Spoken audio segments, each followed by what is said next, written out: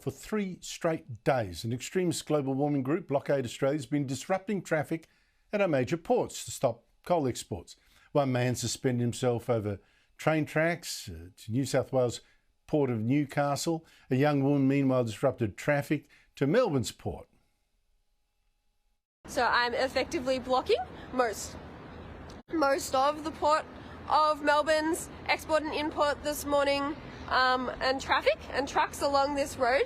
And by putting a stop to those in place, I am taking effective action on climate change and the climate crisis that is driving our planet into extinction. There are 3 issues here. One is, well, shame on the news outlets and activist scientists who've persuaded these foolish people that our political and economic system is facilitating the collapse of the ecosystems that support all human and non-human life. I mean, that's absolute nonsense. The second issue is that these protesters somehow feel perfectly entitled to break the law and bully other Australians who don't agree with them. But the third issue is how our legal system deals with this very calculated, very deliberate law breaking that affects so many Australians. In Brisbane, Blockade Australia protesters have at least been denied bail. One has even been remanded for nearly a month. But Blockade Australia is now boasting today that in Melbourne, this protester was fined just $200. And this one was released without any conviction or fine at all. Joining me is National Senator Matt Canavan, a former Resources Minister. Matt Canavan, great to see you again. Look, kid glove treatment of some of the protesters, at least the ones in Melbourne. Are you surprised then that Blockade Australia keeps breaking the law and then holding press conferences to boast about it?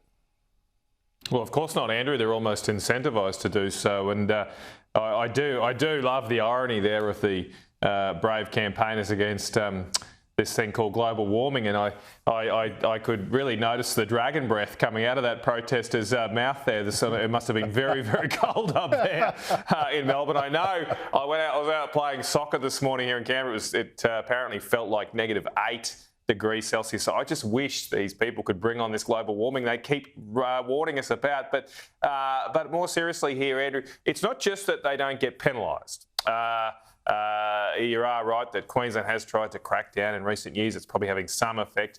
But keep in mind also that these tactics seem to be being successful at the political level. What these protesters want is to browbeat and bully our nation's politicians into signing up to their crazy agenda, like net zero emissions, which can never happen. And because the politicians are doing that and are weak at the knees and not standing up to this kind of activism, they are incentivised to do more. They're incentivised to keep going because they got net zero emissions. So now they want us to do that earlier. Now they want us to shut down all our coal-fired power stations, all our coal mines, even though that wasn't part of the net zero deal, apparently. And so that's what really happens here. What we've got to get is some courage back here in Canberra, not just to clamp down on the breaking of the law, but to stand up for what we know is the truth. Too many politicians here and across the country are telling lies. They know their lies. They know that we can't meet net zero emissions by 2050, but they continue to indulge in this fantasy because they think it's their ticket to get election. That's the courage we need to get rid of this type of activism. Only when we find that will it disappear.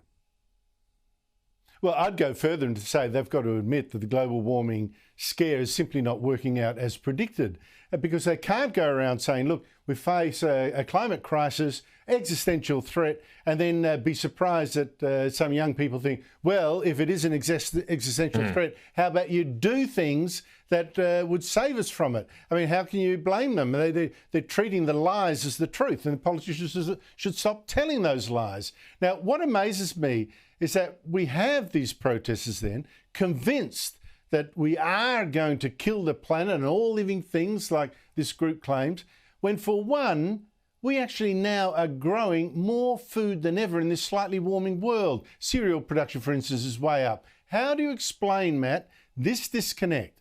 We're growing more food, yet people are still convinced that global warming is going to wipe us out. Well, it goes back, and you've raised it too, of the lies that we're telling our children, or being told to our children without correcting them. There has been a green revolution across the world in the past few decades. It's the real green revolution was the discovery and large-scale manufacture of artificial fertilisers. things like urea, ammonia-based fertilisers, nitrogen-based fertilisers.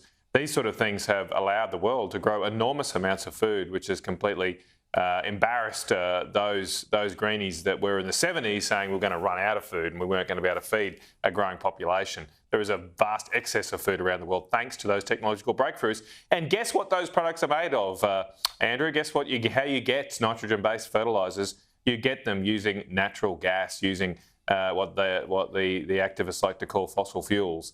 And so we are achieving those results. We've had a massive amount of human advancement, huge number of people brought out of poverty thanks to fossil fuels. And if we were to shut down our use of them now or anytime soon, we simply would not be able to feed around half the people that exist currently in the world. Matt, you've omitted two other factors in this green revolution: a little bit more warming and a little bit more water and a little bit more carbon dioxide, all of which is occurring. It's actually plant food. It's actually great for plants.